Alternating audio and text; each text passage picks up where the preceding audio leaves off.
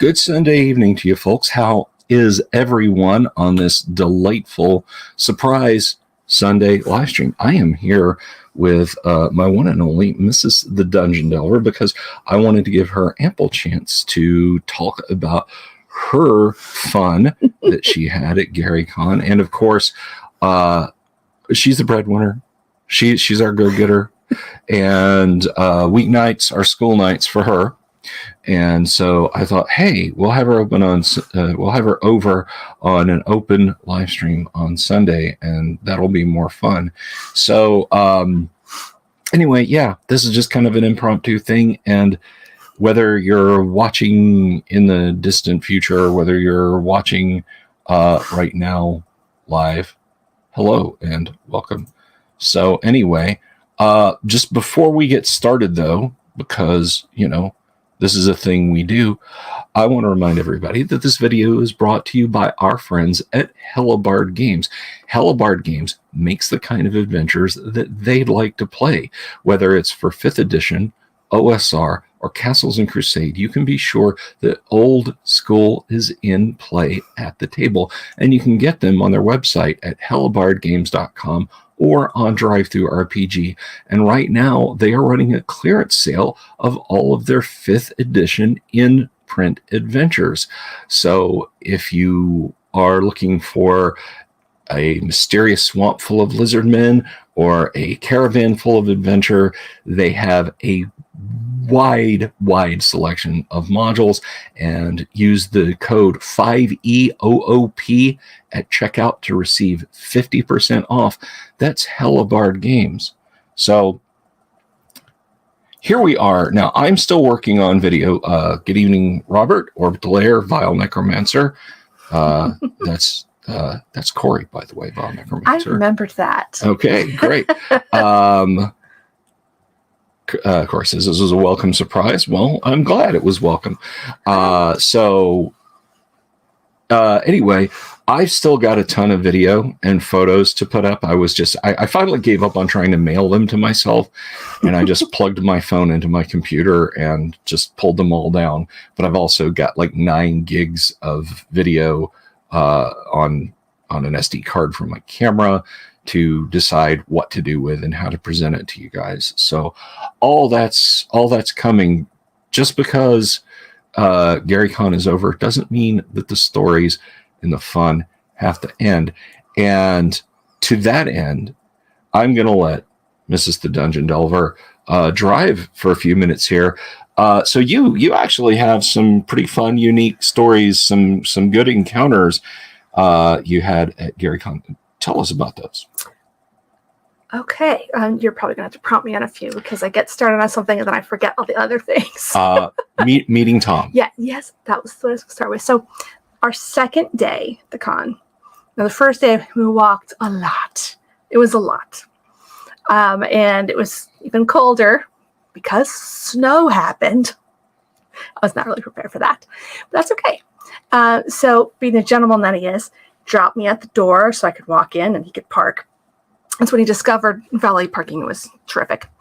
So walked in. There was this comfortable looking chair there. I'm like, cool. There's a gentleman talking to someone next to him. I just kind of sit down, just waiting, doing my thing. And this very dapper older gentleman is sitting in the chair, and the person talking to him kind of leaves. And I don't know. I think I asked, like, is the seat taken? He said, oh, not at all, dear. Feel free to sit. So thanks so much. Just my husband just parking the car. And then kind of sitting there. I think I was reading or something.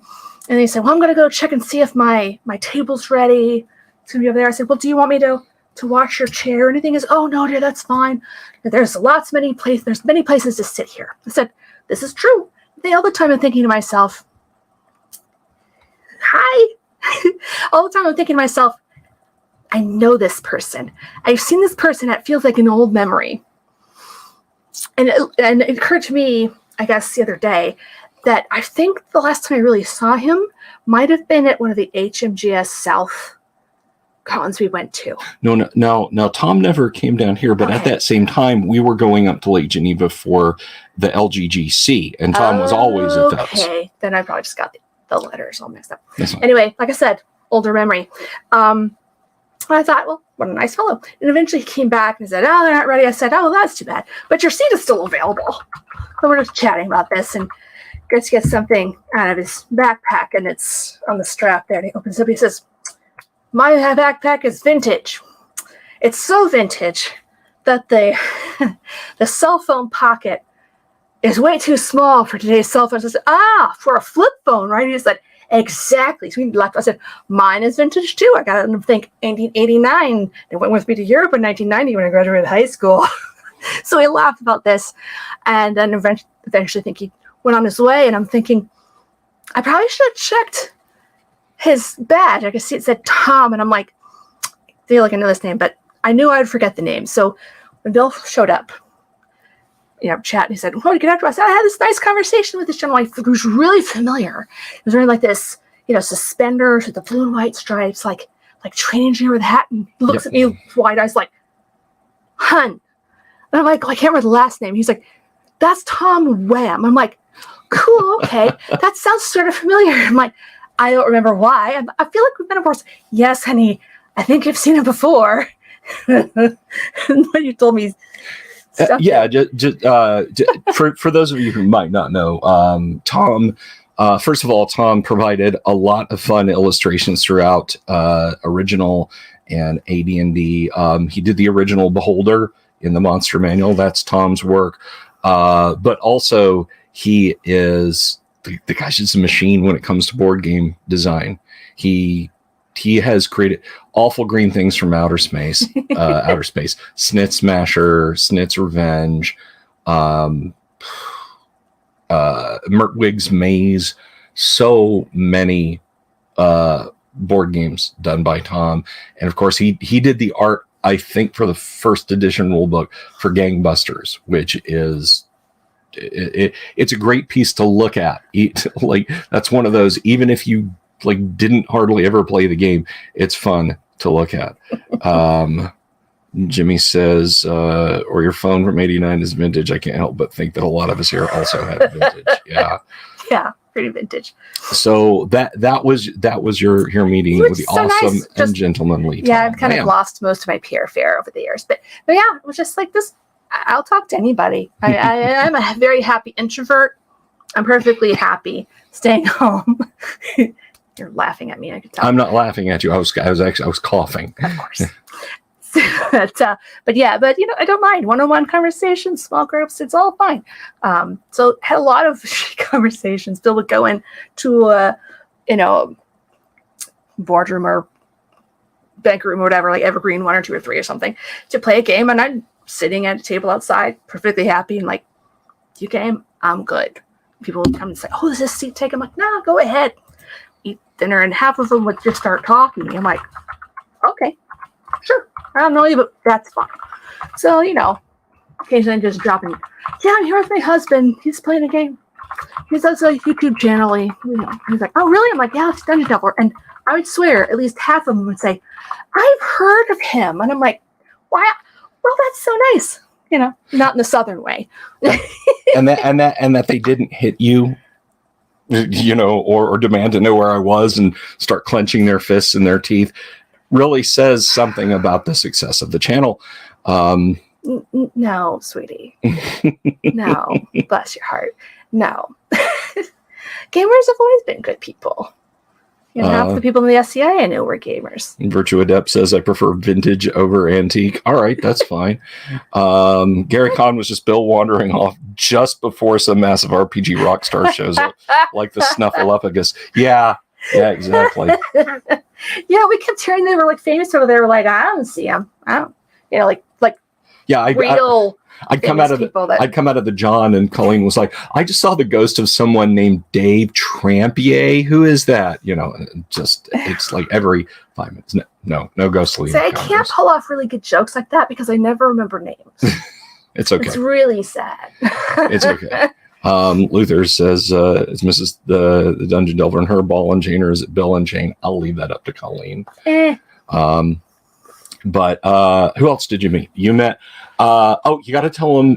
Do you want to tell them about meeting Vile, or do you want to tell them about Darlene first? I'll leave it up to you. We'll go with Darlene first because that happened first, like chronological order. Okay, that's fine. And it was our first day because we went straight over to the dealer's room. That's it. Yeah, like the market, and walked our feet off all over there. Mm-hmm. And she was super. They've only just grown back. Mr. Man. Anyway, and I stopped by to see her, and very sweet. I'd heard about her. I knew that she'd been on the show and stuff, and I was like, oh, she sounds really nice. She was very sweet. And then later in the day, we're kind of wandering about, kind of standing outside. I think it was Evergreen 2, and talk about something. Maybe look. I think I had pulled up the con site to kind of see what times and places things were doing. So I was like, that was helpful. Let me leave that on here. Just close the screen. And so I'm talking to Bill. The next thing I know, someone goes, you got to help me. I look over and it's Darlene. She's mostly Bill. She's like, I need to find my table. I'm running late. Oh my goodness. And I was like, what time? Bill's like, let me look in here. And I said, what time does it start? I'm like, pulled by, I have this screen already up. Admin powers for the win. So I'm looking and I'm like, okay, so this day, this time, I'm like, okay, all right. And I'm looking at what's it called? She tells me the name and I'm like, right here. Okay, this room. She's like, oh, great. I said, then we discovered, oh, this other column, this is the table number. So we found her and she came back and she just put her head on my shoulders. Thank you. And I was like, oh, so nice. Like, I'm always happy to help. I mean, why not? But yeah, I mean, you never know who needs a little help now. Yes, so we got we got Darlene. Yeah, and Bill helped her into the room. I said, I'll watch the stuff right here. It's fine. Yes, and gosh, who else was it? Well, you met Vile. I know. Yeah, but several times people would kind of walk up and like stop Bill in the hallway. We were walking. I'm like, she was my entourage, basically. No photos, no autographs, please. Yeah, please. No, that's not it at all. No. But they'd walk up and say, either, you look really familiar, or do I know you, or are you the Dungeon Delver? It was usually one of those three or variations of those three phrases. And you would get this sort of blank look like, at least it wasn't during the headlights look. We kind of like, yes. Or if they say, do I know you? And I said, well, he's the Dungeon Delver. And they say, I knew it. They start talking to him. I just thought this was super fun. Just a momentary pause to make sure they weren't holding bear spray. No. And, are you the Dungeon Delver? Yes, I am. Ah! This is what I deal with. This is what they deal with. So, Yes, but not in the same basis. Trust me. But anyway, so, yeah, no, tell them Vile. Okay. I'm getting to it. So impatient. So one of the people that came up to this young man that came up with a walkie stick was really cool. It was like, I can't remember exactly what he said. I'm like, oh, you're the Dungeon Delver. I've been following you. And it was really cool because you got in this conversation. It's like, I've got a group that does just 1E and I have another one just, Advanced Dungeons & Dragons. And we're like, this is super cool. I thought this young man was probably about 20. He was very mature. And he had a great time talking, and eventually just sort of wandered off. But we found each other again later. Was the next day, I think? Yeah, I know. We ran into him at least a couple more times. And you got into a few games, which you had so much fun with. Yeah, I went off Saturday evening. I went and I played. I played in Alan Grohe's game, and so you were looking forward to that. Yeah, that was a good couple hours, and it's a little longer than I thought. You and Vile. Yeah, I'm just sitting at that table where I'd been off and on. I'm like, somehow I keep ending up at this particular table. Like, I guess this is my table for the con. And I'm just like thinking, I'm gonna get my notebook out, maybe take some notes and stuff, and just whatever. And just people came sat, and I'm like, okay, they're talking to me, fine, whatever. Then they leave, and I'm by myself. And then all of a sudden, it was like out of nowhere, here comes Violet. I'm like, oh, hey, come and sit. We talked for hours. Your favorite books and movies and stuff. We both like Wheel of Time, which, you know, if you don't, then there's just a little something not right with you. Just Yeah. so, but yeah, just had a great time. Solved all the problems of the world, all those kinds of things. You know. Well, regardless of when it was, Vile, thank you for fending off the weirdos from Mrs. the Dungeon Delver. And I owe you a burger and a soda if I ever get to go to GaryCon again. It's on me. Although at the current rate, you might be old enough that I can buy you a beer at that point. But not until then, young man. Oh, hush. But also, yeah, we informed our kids. I said, well, you know, we're adopting this young man. We're going to have to, like, one of you needs to, like, move into the other one's room or something, or maybe he can just live in the Florida room. We just like him that much. Yeah, so that was Tom Wham and Darlene and Vile. And I think now Heidi was said, what was it? She was saying it was... Is right in my way. Yeah, nice to finally meet you. I think you guys actually ran into each other Saturday afternoon because, and I could be completely wrong. I know you met Eric because we went down. There was Jeff Talanian and the other two guys I got into the OD&D game with shortly after that. And I think you introduced me shortly. I think. Yeah. I know she met Eric, but. It's not like you were super busy and had a bunch of stuff on your mind, Heidi. So don't think for a minute. By Saturday night, we're up really late. It had been cold, and by that point, like the asthma cough was kicking in, and like out of nowhere. We're getting ready for. I'm okay. Gonna get ready for bed. I'm like, hack wheeze. I'm like, this is unpleasant. I got the inhaler out. By morning, I was just so tired. Just like, I'm going to sit out because we're going back on Monday, the next day. And I'm like, I just need to rest on Sunday. But I will point out, that's what I was doing. She did I did give you the leftovers. And they were fantastic. I took pictures, so I showed the girls. They were jealous. So yes, the pastries, the chocolate covered strawberries, all delicious. I appreciate it very much. It was very kind. And while I was shooting like I said, a lot of footage. I mean, 9 gigs is not a lot of footage. I watch a lot of YouTubers who are like, you know, like there'll be a sudden cut in the video and they'll either voice over when they come back. They say, sorry about that. I had to swap memory cards that filled up the 128 gig. And I was like, well, I better get a 128 gig card because I'm going to be shooting a lot of footage. And I shot what I thought was a lot of footage that would have like rattled around inside a 16 gig card. The problem is you were standing too close to me and I have that sort of time vortex thing where I can't tell the passage of time. So I don't know if it's been 5 minutes or 2 hours. Right. Yeah. But any of the footage that's good and usable is Colleen was my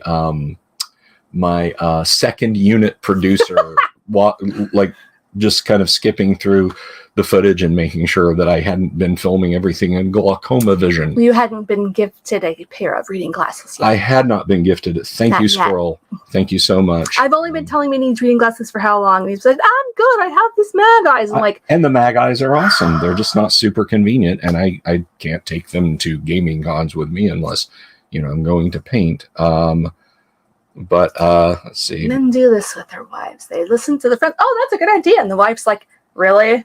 Been telling you for 5 years? Okay. But anyway, be that as it may, no, I was so glad, and as it came, those of you who don't know about the genesis of this whole thing, let me tell yet again, and then I promise I'll stop beating my karma drum because it'll break eventually and something terrible will happen. But for those of you who are not involved in this and might be there in the audience, whether you're watching this later or you're on the stream right now, this actually began in a very strange place because there's a fellow, he's on the Discord. He's frequently, I don't know how frequently he is. Sometimes he comes in the live stream chat. I'll just tell you his handle, Bluto. And he started, well, first of all, he came to me and said, hey, can you give me one of those Discord thingies? I'm not this guy flew F-15Cs for the Air Force for I don't know how many, and he's like, I'm not that technically adept. But anyway, so he's like, could you set me up a Discord channel, but don't look in it? And I'm like, man, please don't tell me you're going to start Fed posting or sharing illegal files or something. And he's like, no. Just promise me you won't look. So I was like, fine. So I created it for him, gave it a name, and I am a dude who will like go out of his way to accidentally on purpose see a Christmas present or suss stuff out. And I never stuck my nose in there. And that's a miracle. From like middle of January to late February, I a week, 10 days would go by and I'd ask him and say, can I look over there? No, not yet. Soon. I promise. But he asked me these questions like, what's your full name? I know it's Bill, Sylvia, something like that. But what's your full name? It's this. And when is your birthday? It's this date. And then he's like, if you were to get to go to this GaryCon, do you think your wife would want to go with you? And I was like, and my initial thought was, well, no, Colleen's not going to want to walk around a bunch of tabletop gaming. And then I thought, no, because, if I could go, it's like right around our wedding anniversary time, and it would be a fun getaway. Because, like, I wouldn't spend every minute in the gaming halls and the dealers' booths and the bars. So I said, yeah, you know what? Let me go ask her. And then I went and asked you, and you're like, sure. So I come back and I said, sure. And he's like, oh, okay, cool. What's her birthday? And I was like, occasionally, now he didn't go looking for Christmas presents, but occasionally he would come in on the days that I'm working from home and lean against the wall and say, so, hun, what does it mean if they're asking for this? I'm like, shenanigans. He's like, what airlines really need like your full birthday these days? And I said, yes, honey. Yes, they would. She's like, okay. I'm like, now go and don't look at it. Just go back to what you were doing. Nothing to see here. But yeah, so just all of these leading questions, and then the surprise gets sprung on the stream, and people all the people involved are like, read your email on the air now. And I'm like, I'm reading this Dragon magazine article. I'll get to it in a minute. And then you guys just start like cascading in this. No, read it now. Oh, read your email. No, stop reading Dragon magazine. This is important. No. And I read it, and you guys know what happened next. But the funny thing, the really funny thing about this is, which I consider funny, serendipitous. I know Bluto from Alabama college football forums. He doesn't know D&D from a hole in the ground, right? I mean, he gets it. He thinks it's cool. He's not like, you nerds. But he asked if he could just hang out on my Discord because it seemed like a mellow place with some cool people. So I said, sure.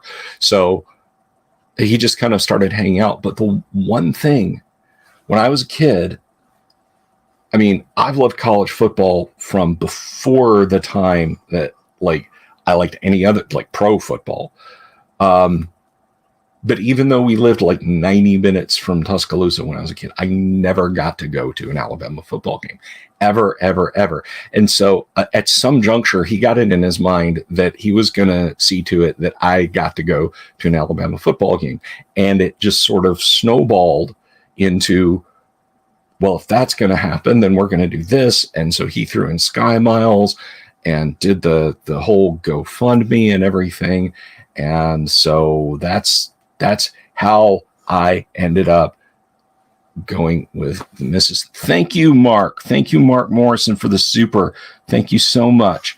Hello, Mrs. Dungeon Delver. Question 1. What is your guys' coffee of choice? Not a coffee drinker. I can answer that one. Mm-mm. Question 2. Classic pig-faced orcs or the new version? I don't know. I usually go with classics. There you go. Classic pig-faced orcs. Like dwarves. Yeah. Female dwarves have beards. Female dwarves have beards. Exactly. Fight me. It's just that they do. So there you go, Mark. I'm going to leave that up there. Let's see. We have a question. His wife tells him that a guy who goes by Squirrel Hermit offers a pair, and bam. Yeah. This is what I'm saying. He understands. But, and here's the thing. I wouldn't have accepted them if he hadn't been like, no, I buy these, but like 10 for the dollar at Love's Truck Stop. Take them. I'll get more on the way home. They're in it. So it's funny. I thank you, dude. Seriously. They're awesome. And they're nigh indestructible because they're plastic lenses, a little thin bit of metal barring to hold them together. But like the earpieces are rubber stuff. It's crazy. And like the earpieces, like lock together laterally and then snap down. So they're basically self-protecting. So that was really awesome. But anyway, to get back to what I was saying is, we had been to the Lake Geneva gaming cons and met Gary there a couple of times. I think I don't know if Colleen remembers this, but one of the most charming Gary stories is that I've shared these pictures before. There's a picture of me standing next to Gary with my purple Wizards hat over yonder. And I asked, Colleen to take the picture. And I said, well, can I get one of you and Colleen? And Gary says, yes, I'll stand closer. She's much prettier. It's true. And so there they are. That was funny. There they are, Gary being his charming best. And it was wonderful. And so yep, that's why there's a picture of me with Gary Gygax and I'm grinning because I'm trying not to laugh. Yes. That's what he just said. Yes. So she hadn't been back to Lake Geneva since the last time we were there, which was the one right after Gary passed away. And I had built up this little nest egg that our plans for our wedding anniversary was I was going to whisk her away up to the lovely seaside vacation town of St. Augustine, Florida. Now, if you haven't been here, it's got some truly cool D&D stuff. It's got an old village and it's got a castle with a dungeon. I'm not making that up. Look it up online. The oldest established city in the United States. Oldest continuously occupied military base in the United States. It's a national park now. It is a national park now. The girls called it a castle when they were little. So they always said, we want to go to the castle. Yes. So my plan was to do that. And then not once, not twice, not 3 times, 4 times from the beginning of December until mid-January, the Volkswagen shit the bed. We're past the watershed. I can say shit and not get flagged by YouTube. That plus Christmas plus other things made my little nest egg just evaporate like water on a hot griddle. We have in our family 5 birthdays over the course of December and January. Both of us, both of our kids, and my father. So it's a lot. So this was a blessing from the community to us. I love retelling it, not because look at all the cool shit I got, but because look at all the cool shit you guys did for us, because it meant we got to have an amazing time. Yes, Doomsword, you can say that. One of the times when the VW shit the bed, Doomsword was here in October helping me put new brakes on it.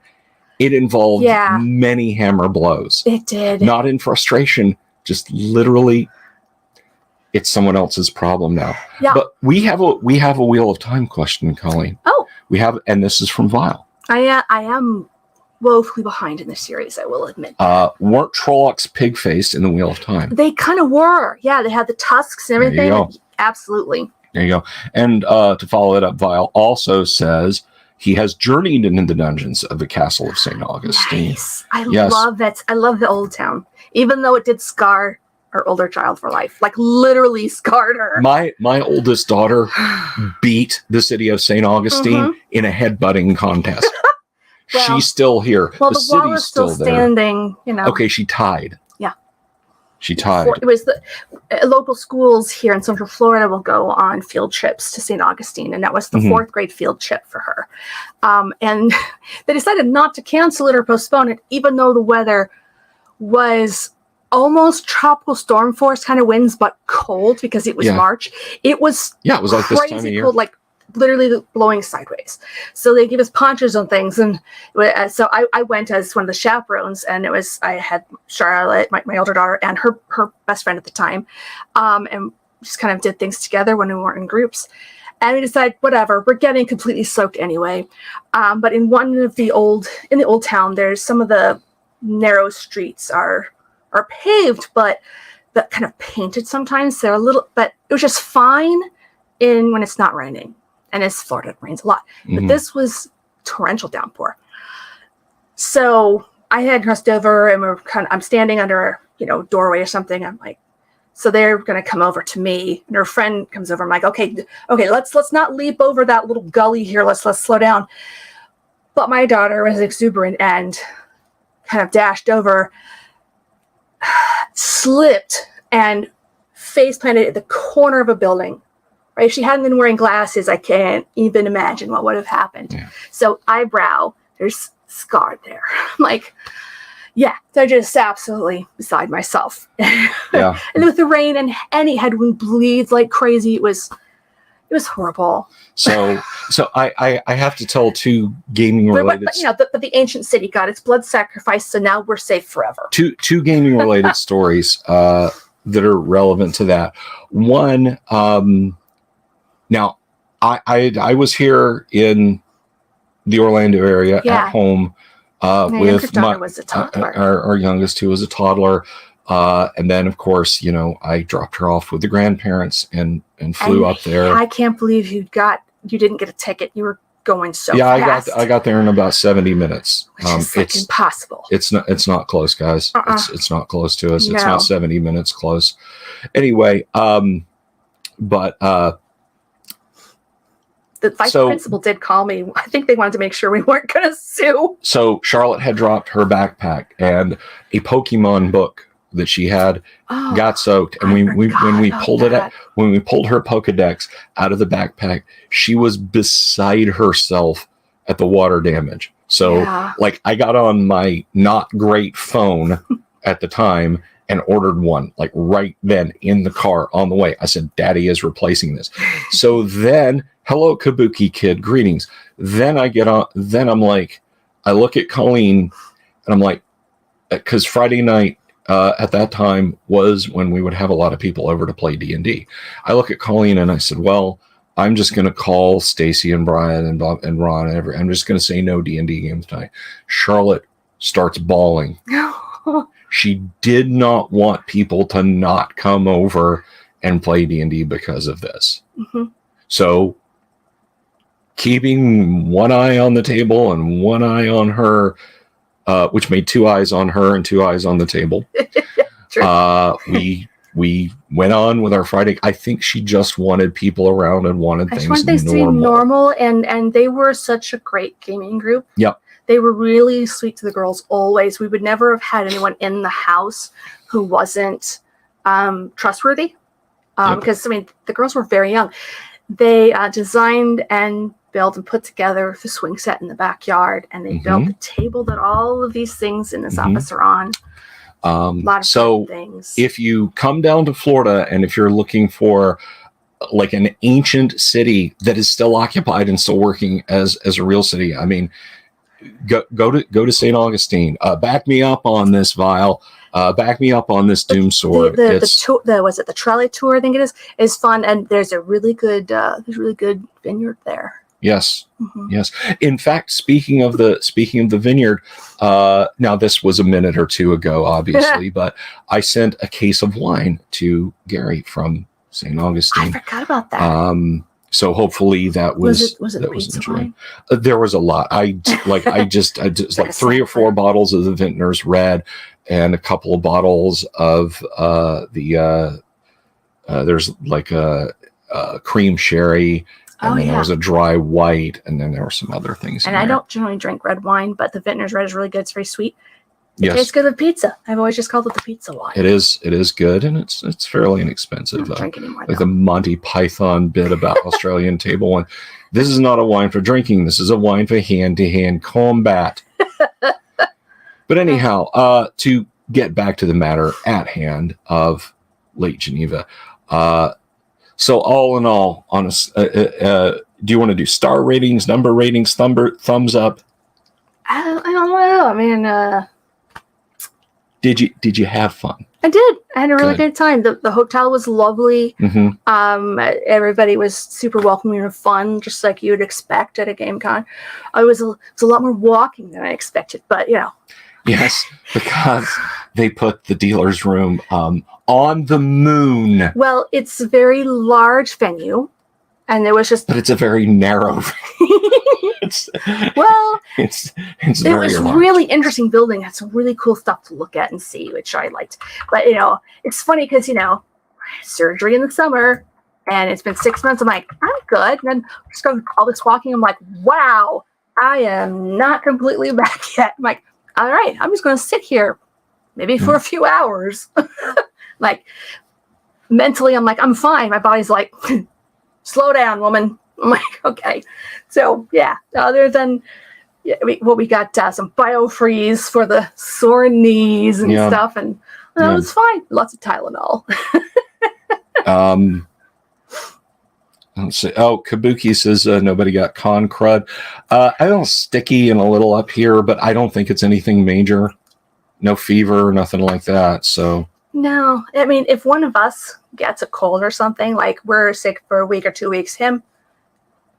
A few days, just I'm fine.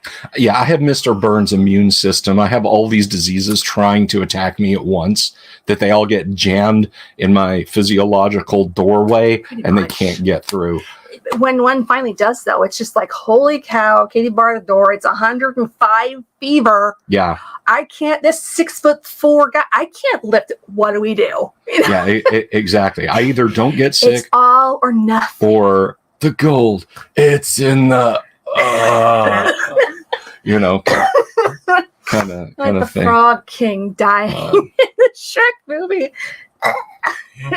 Do your thing, man. Tim Kask said he and some others got COVID. They were in some super spreader event at the con.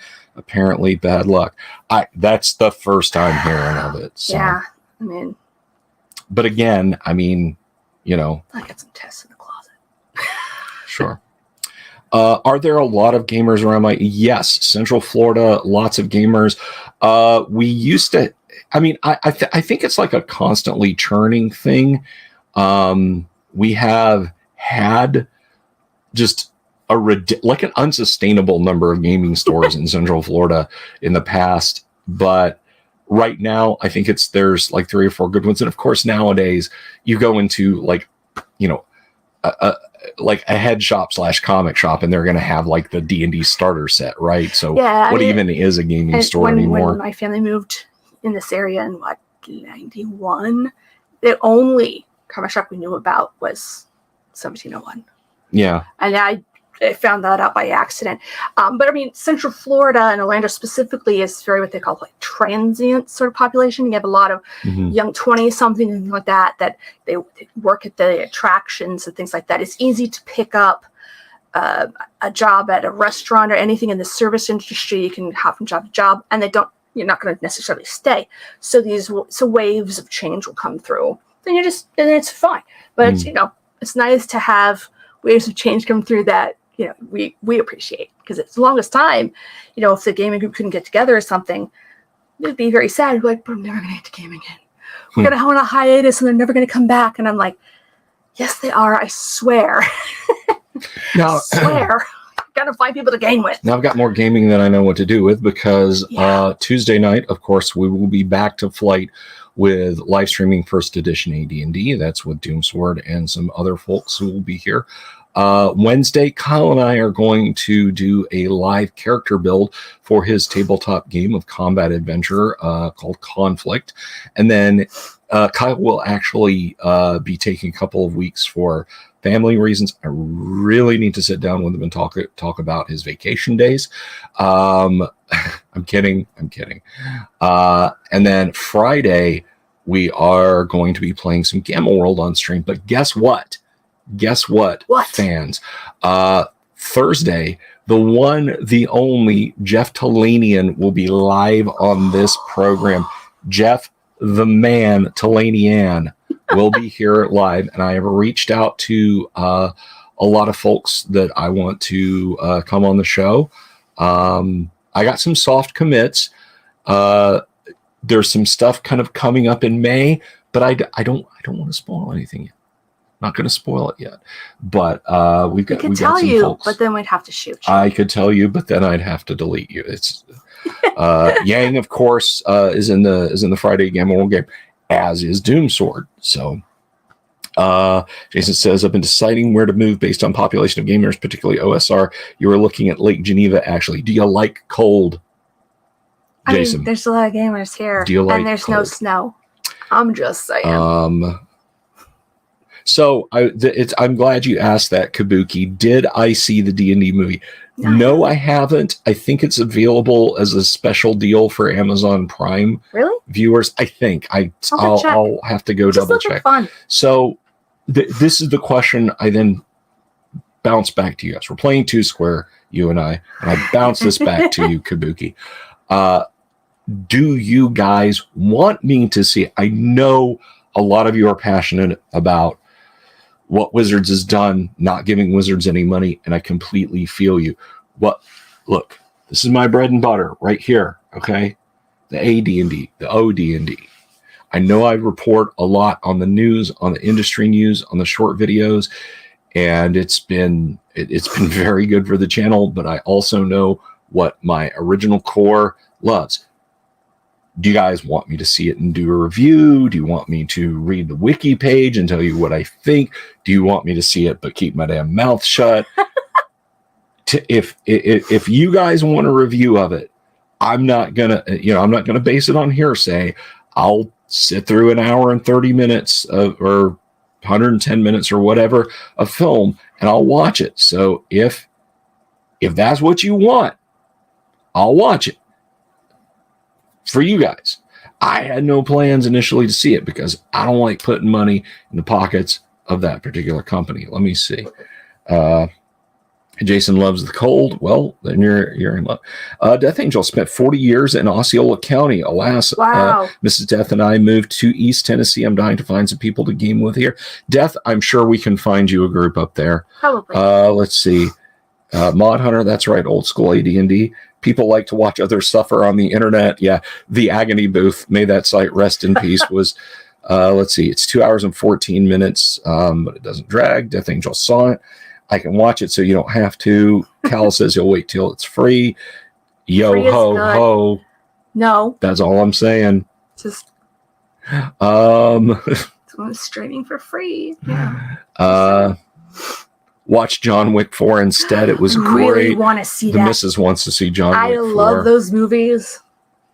Yep. I'd rather watch people getting murdered and don't know explode than a chick flick, honestly. I don't know that I would do a review for you guys, but I'm definitely gonna end up seeing John Wick 4. Let's see. If I do see it, it has a tiny middle end credits bit. Okay, good to know. Cool. Good to know.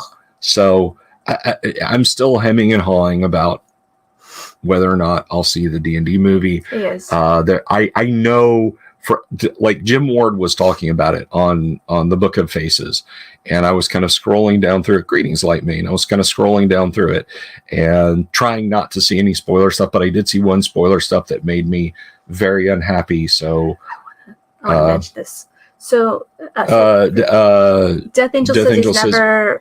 you never seen a John Wick movie? They are a lot of fun if you like action and really creative fight scenes and things. They're a lot of fun. I will warn you, as you may already know, in the first movie, the dog dies, okay? We always fast forward through that part. I can't watch it. Like, my kids like to watch action movies with me. We're all like, nope. Fast forward past the dog. He gets revenge for his dog. And it is fantastic. It's very satisfying revenge. So let me tell you something. The first movie. Nothing happens to the dogs in the other movies. I'm not saying that editing wise or cinematically, just thematically, it's similar if you like John Woo's heroic bloodshed, Oh, absolutely. film his oeuvre of The Killer, A Better Tomorrow, A Better Tomorrow 2, A Better Tomorrow 3, so good. Once a Thief, hard boiled. Oh, that was a good movie. Then I think you're going to like the John Wick movies. Again, you're not going to see the slow motion two guns, doves, and trench coats. No, but some of the stuff is just, you're like, pause, go back, I gotta see that again. Yeah, the leitmotifs are very different, but it is very much in the same vein as those. It is traveling down the same freeway in a different vehicle. Fifth Element? Shauna, Fifth love Element. the Fifth Element. The Fifth Element is one of our favorites around here. Yeah, if you like the John Woo and the John Wick movies and things, I'm like a devotee of Grosse Point Blank. I love that movie. It's so funny and violent. And who doesn't love John Cusack? Honestly, if you don't talk to me. Yeah. But it is so good. It's just the premise just makes me happy. So I'm just messing around with Doom Sword. I said super chat to watch the D&D at the theater, and then I said super chat. Hard-boiled is great. Yeah, hard boiled. Absolutely. Oh no, Kabuki. I'm not even suggesting. Again, John Woo is the grandmaster. Absolutely. Of heroic bloodshed. No one can touch John Woo. No. I'm not suggesting that the John Wick films they're not on the same level. They're not on the same level. You got Beethoven, and then you got another artist you really love, but it's not Beethoven, right? Yeah. Now, what Jimmy is pointing out, Grosse Point Blank, what the missus and I did, and we've forgotten almost all of our casting moments. We once actually, because we were deep into Hong Kong action theaters, we just, I don't know if we were on a drive or sitting around the house painting. Oh my God, Doom Sword. Somebody match me. I don't know what movies cost now. Thank you for the super regardless. But we recast Grosse Point Blank entirely with John Woo's stable of actors. That was so long ago. I don't remember now. And but it was good. Martin Blank, played by Tony Leung. He just has this goofy, silly, almost kind of rubber-faced, but still debonair style to him. I mean, it'd be a little too on the nose to say, oh well, Chow Yun-fat plays Martin Blank. No, not quite right. In fact, I would dare say, to bend things a little bit, have him play Dan Aykroyd's role. Yes, I was just thinking that. It couldn't have been when we were painting, because we always watch Big Trouble in Little China when we're painting. Yes. Yeah, trying faster than we can see. Bob Odenkirk worked for 2 years preparing for Nobody. I loved that movie so much. Yeah. I need more of that. Yeah. So good. Vile knows your favorite line. Well, make this shoot. I told him about that. Yes. Yeah. If I can't open a soda bottle, I'll hand it to him and just say, make this shoot. And he just know, okay. Right.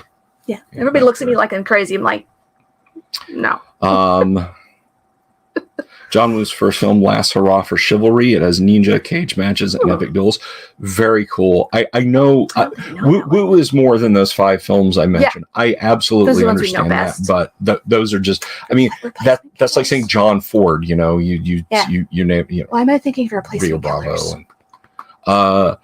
Now, Replacement Killers was executive produced by John Woo, but it was directed by Anton Fuqua. Oh, right. But it is Woo's fingerprints are all over it. Okay, you don't have a movie that's executive produced by John Woo and stars Chow Yun-fat and not get that vibe. It just, I don't care Stanley Kubrick could be directing it and it would feel like, virtual adept. Thank you. See D&D movie and let it speak for itself or not.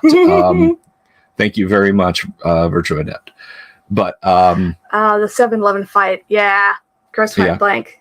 With the fake Doom coin op machine. Right. It was he's like, I gotta get a new job. He's like, really? I love that. I have to watch it again soon. And here's something. So John Cusack also did a movie several years later called Number Station, which I really enjoy. It's not a comedy, but to me, it's almost like if Martin Blank didn't give up his business if when he got out of the army, he went into CIA. That could be that character in Number Station. Well, it's funny you mentioned that because Cusack has said that the spiritual successor to Grosse Point Blank is another movie he did where he played an arms dealer. You'll have to tell me that one. Yeah, I'm always down to watch more John Cusack. Kabuki, you've never heard of this kid? Numbers or Grosse Point Blank? What do you mean? Kabuki was saying, I've never heard of this Cusack movie, and I'm wondering if you're talking about Numbers or Grosse Point Blank. Well, Number Station, I think, was less well known. It's a little more recent, and you can see it on Prime and probably some other places. I feel like Number Station was direct to DVD. I don't know. Somebody told me they saw it in the theater, but I could be wrong. Okay. But it is much more. It's much more suspense and drama, and it was really good though. I enjoyed it. So lots of action, but there's a lot of tension in it, which I thought was well done. And Grosse Point Blank was like what, late 90s? 99. Grosse Point Blank is 1999. That one, and that was a little more comedy. Yeah. Okay, Todd, I'm glad your power is back on. For all of our gaming friends through the Southern Midwest, I hope everything is okay. Yeah. I hope you all made it out. Mississippi, especially. Okay. It was bad. It was super bad. In fact, there's somebody I just remembered I need to reach out to. They're not a member of the chat or on the Discord or anything, but I need to reach out to her and make sure that everything is all right with her. But go with the expectation of being a generic fantasy movie. Better Off Dead. Classic. Yeah, Better Off Dead's a good one. That's a damn shame. Somebody throwing away a perfectly good white boy. Which comes back to the joke about the snow, because somebody responded to my post on Twitter when I said I'm from Florida, and this stuff I can tell from experience, this stuff out here is either sand or a massive cocaine spill. And somebody just responded, I think, in my Twitter feed, Better Off Dead. And I said, do you know what the street value of this mountain is? Yeah, again, we're past the watershed, so I can say snow. Cocaine. Yeah. There it is. This is pure snow. Do you reckon? Yeah. Half my brain is frozen. Half my lungs are frozen. Better Off Dead is a great yes, soundtrack. It is. Orbital says, my daughter liked the D&D movie. They went Friday night. That's excellent. I mean, I think I can take it, like, if I'm going to see it, I can take it as a generic fantasy movie. I don't understand. The closest anybody has come to making a D&D movie are scenes in a few movies and TV shows, or that awful Mazes and Monsters film. And as bad as it is, on the face of it, at least in the broadest general sense, that is how you should make a D&D movie. Look, if you watch a good sports movie, it's not 110 minutes of people just playing the sport. That would be just watching a dramatized version of the game. Pass. A good D&D movie would intersperse in-game events with people at the table, or at the very least bookend, so we get a sense that they're playing a game.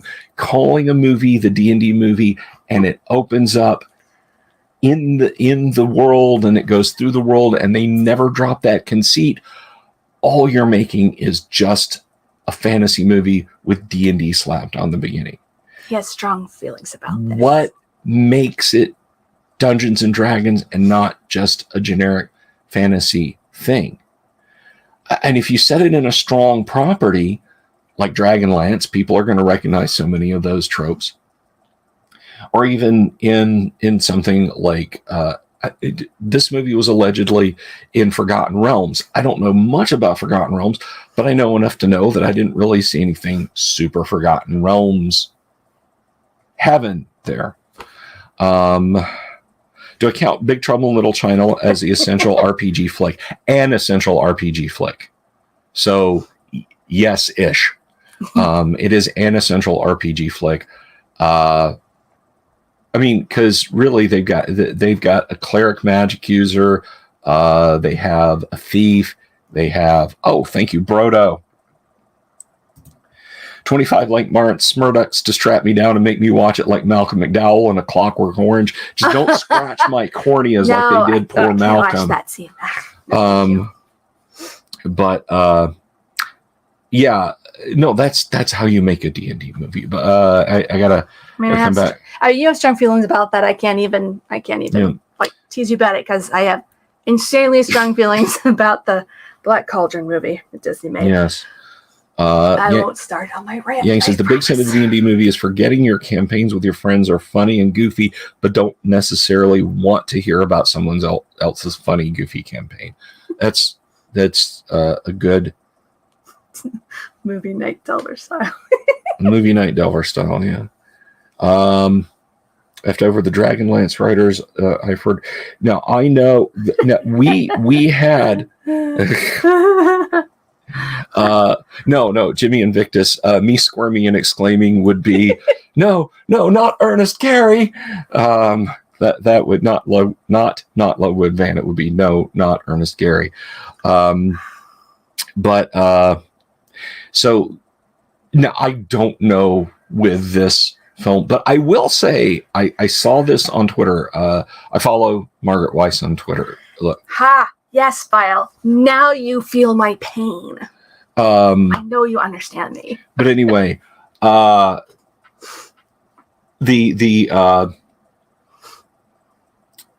was it? Oh, right. The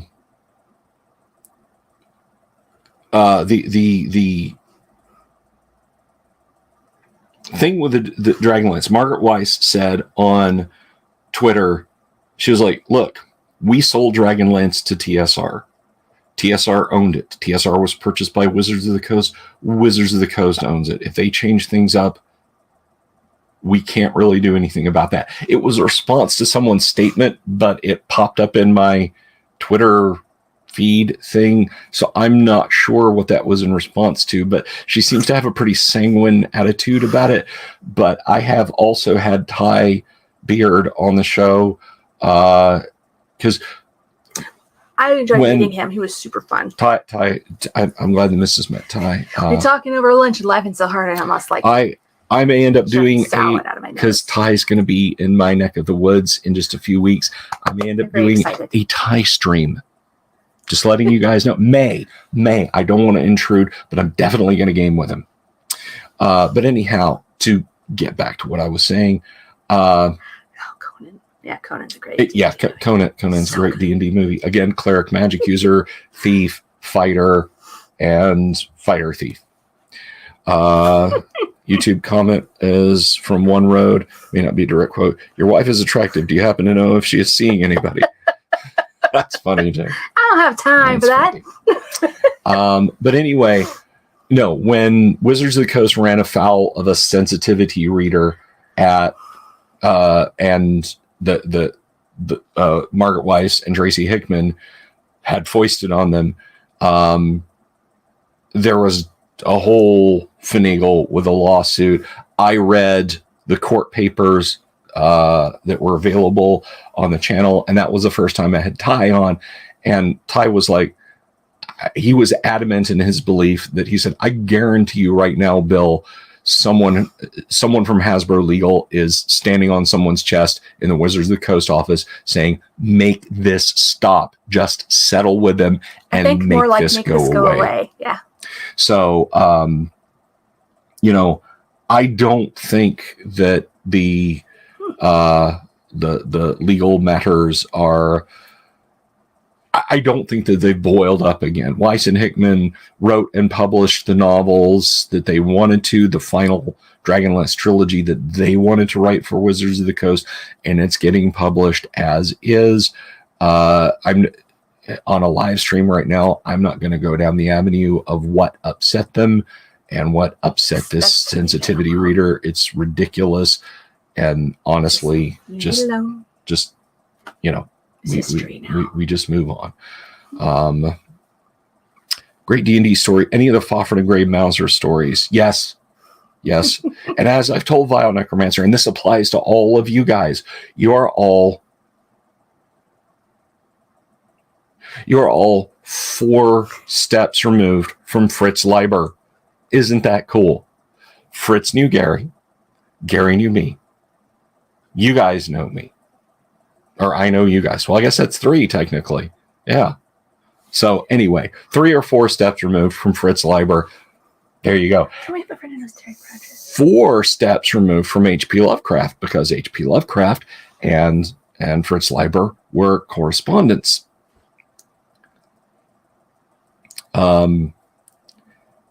Let's see. It's like we swapped spit. I'm dead. Although I do have to say, I have held the Pirate Queen in my hands. That was ripping cool. If you guys don't follow me on Twitter, I missed that, and you haven't heard the story of the Pirate Queen, I honestly don't know if Heidi and or Eric and or Heidi are still in the live stream. So I'm going to tell this to the best of my knowledge and recollections, but please, if I get any details wrong, jump in and say, no, Bill, you got that wrong. Because this is what down or tell him you're verbally. Yeah. Mail me like a spring-loaded boxing glove in a crate, Anyway, not any of those things with like sparkles in them or something. You now can't I will share pictures of the Pirate Queen in the YouTube community and on my Twitter and on Facebook when I get everything offloaded, which I've mostly done. I just have to now go through and make sure I don't have like duplicate, like, you've posted this 5 times. Why do you keep posting this picture? But it's a good picture.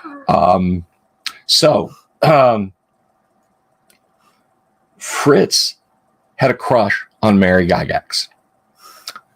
Thought she was cute. Fritz became friends with Gary. Fritz came to visit Gary once and brought this statue about this tall. It's made of bronze, or is it made of brass? I'm not sure. A dull gold material. It's not gold. You know what bronze or brass looks like. I'm not going to ask you how much gold is worth. But anyway, so it is a rendition of Mary Gygax wearing pretty much nothing. She has a saber in one hand, pirate boots, and a pirate hat. And it's the Pirate Queen. And it is he gave it to Mary, and he and Gary were apparently just, they thought that was beautiful. The coolest thing. It doesn't seem all that revealing, but it's a lovely little statuette.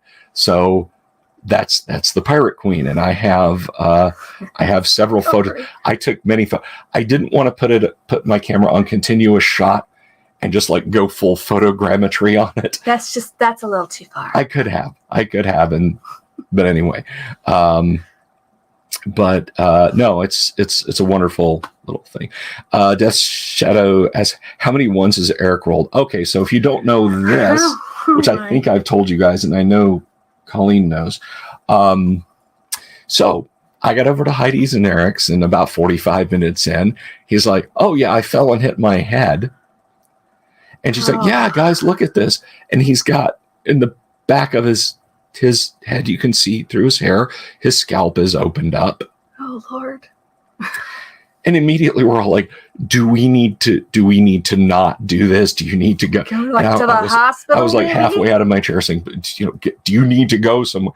And he's like, oh, no, I'm fine. And he continued to joke about it for the next 5 hours. Like Heidi would say something to him and he'd kind of get a blank expression on her face and look at her and say, do you know I hit my head? Or alternately, I'd say, oh, how's your head, Eric? And he's like, huh? No, she does not, James. He slipped and fell on the ice, and that's what I'm getting to. So he had slipped, he had fallen backwards and fallen on the ice, and so he made it through the game, and everything was hunky dory. They were gracious hosts, they were wonderful hosts, and I had an amazing time. And thank you so much for letting me be a guest in your home. It was wonderful. Oh, good evening, Miss Bella Games. It was wonderful to game with all the other folks. Which I have a list here because I want to, let me see. Here we are. Because Eric said this in the chat. I was with, oh, good. I'm glad I did that. Bring this over here. I was with Pat and Melissa Kilbane. And Pat is an alum from Mad TV. If you remember Mad TV in the 90s, the guy who did the amazing Howard Stern impressions, that's Pat. Jeremy Wilson and Edwin Stolnicker, and we all had a lot of fun. And thank you again, Jeremy, from the bottom of my heart for the drive back over to the hotel. I really appreciate not having to Uber. But anyway. Once it snowed, we decided we should be polite tourists and not accidentally careen into someone's home or a pedestrian. Our way through Lake Just trying to bring a little good tourist karma to our streets too. But anyway, we will get to your question in just a moment, but I'm going to stick it up here on the screen. Anyway, so Monday, Tuesday, I think it's Monday. It may have even been late Sunday. Yeah. Eric posts up. Not only did he split his head open on the ice when he fell, he broke and completely dislocated a rib. That hurts just thinking about it. So on the one hand, yes, he has rolled a lot of ones, but on the other, on his saving throws, he has rolled a lot of nat 20s. Absolutely. Anyway, that's okay, James. I'm assuming you're not talking about Hollywood actress Minnie Driver, but in fact, Mrs. Delver. What games does Mrs. Delver enjoy, and what does she tolerate just for the mister? I'll let you answer. Whatever he wants to play, we tolerate because mostly he plays them with friends online.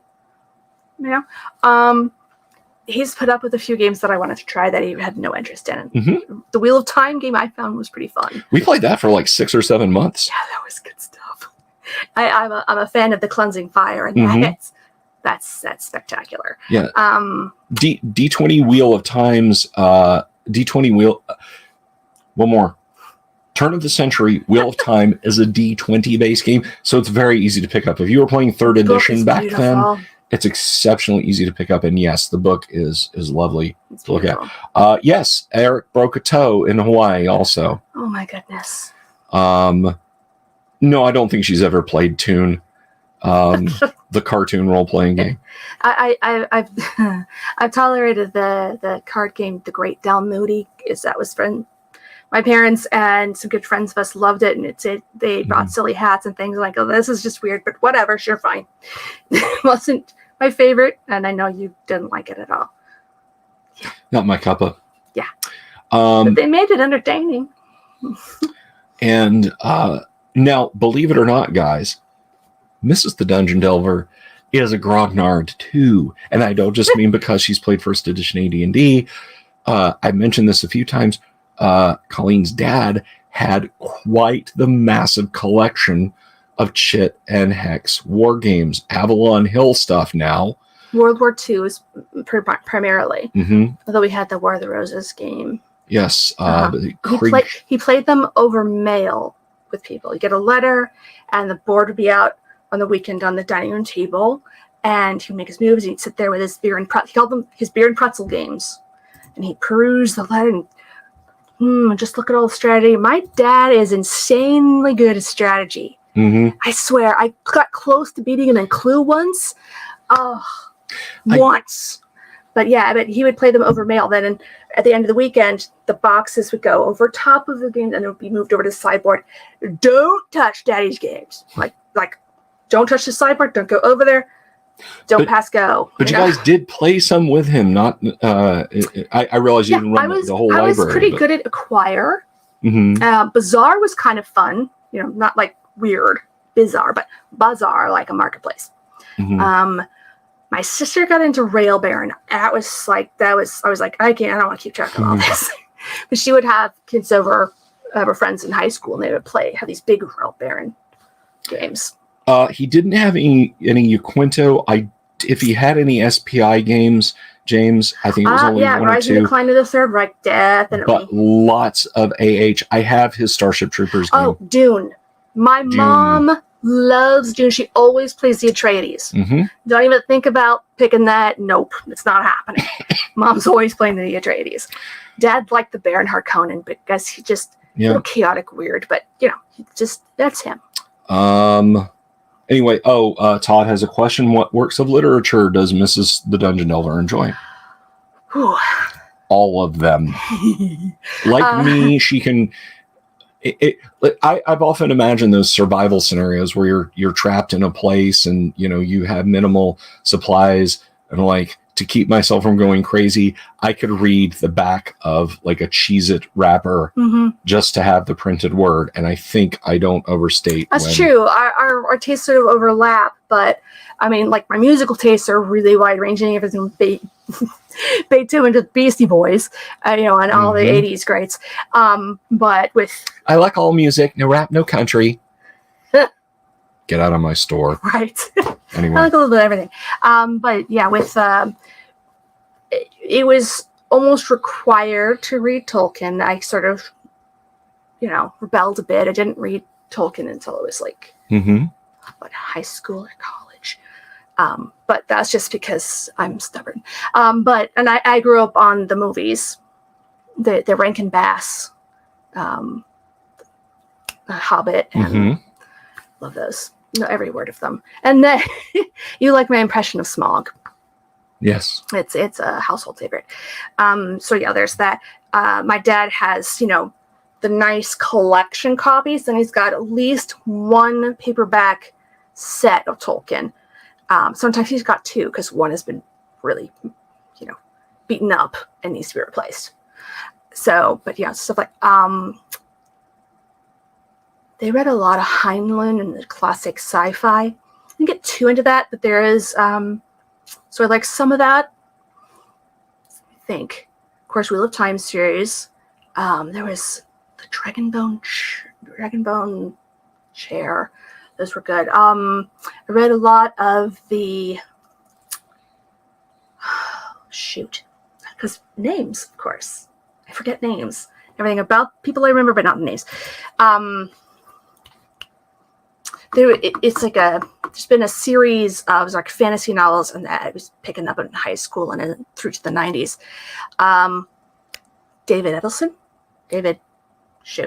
Edison. Thank you. I was close. So I loved those. Now, Miss Bella Games, who's that? Do we know that name? Did she write one novel or maybe a couple of short stories? Love Anne McCaffrey, and in the early 90s, I was deep into the Anne McCaffrey fandom, and had a friend who did like a little fanzine, and so yeah, loved those. Those are super fun. And this is I mentioned this before on the show. I don't know if you were in the audience at the time, Miss Bella, but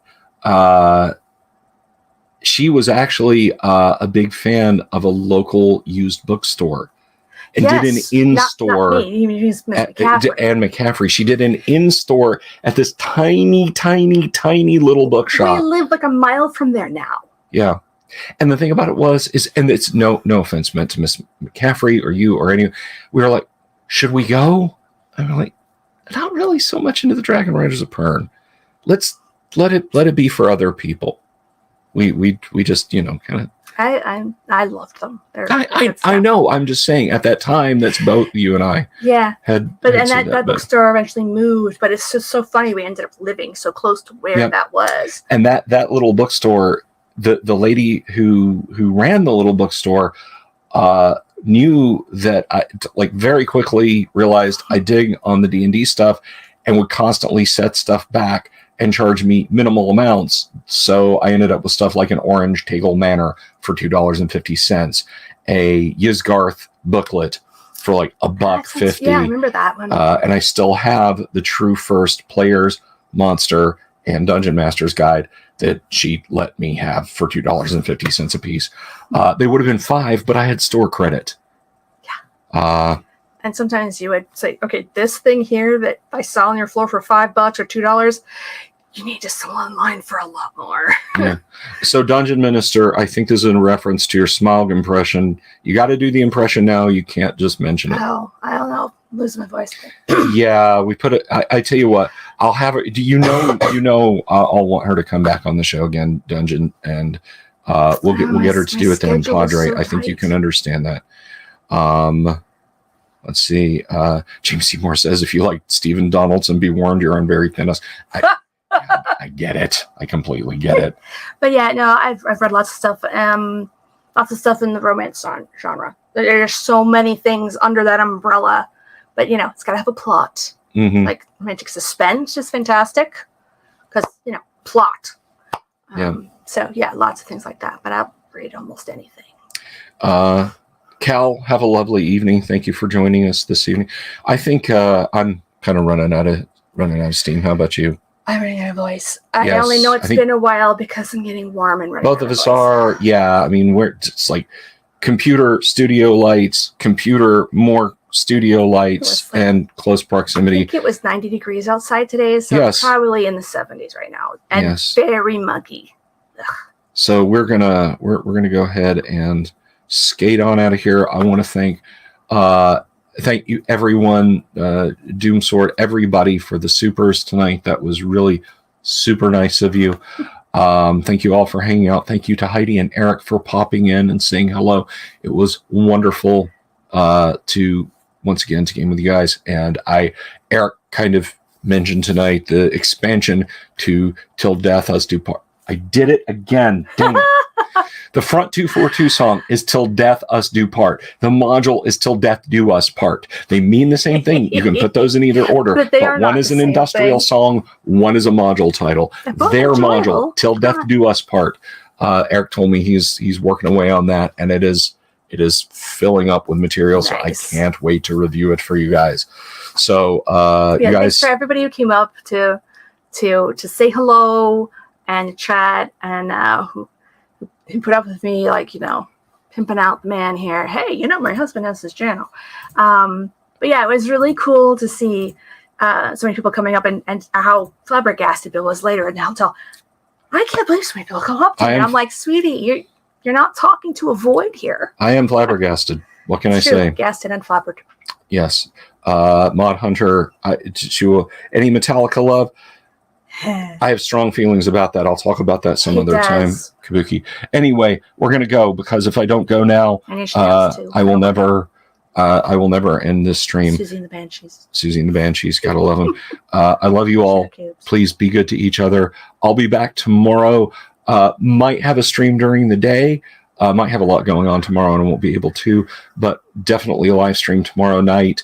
And we'll get into some interesting stuff tomorrow night. Back to talking about some classic D&D. You guys have a wonderful evening. Peace. Have you seen my owl bear?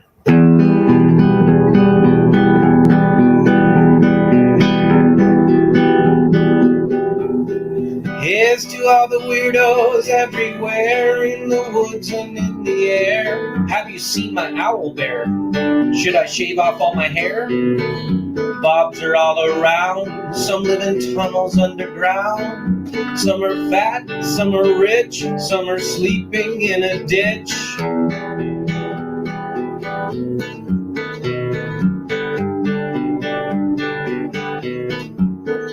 Can you ride a crooked horse without a saddle way off course? Naked as a toad all the way to Smoky Joe's. Have you seen the little creep driving fast in his little green Jeep? He smells like fish and brandy, but his rotten teeth look dandy. Take me to the show, I don't care if fast or slow. From action flicks to dancing dicks, just take me to the show.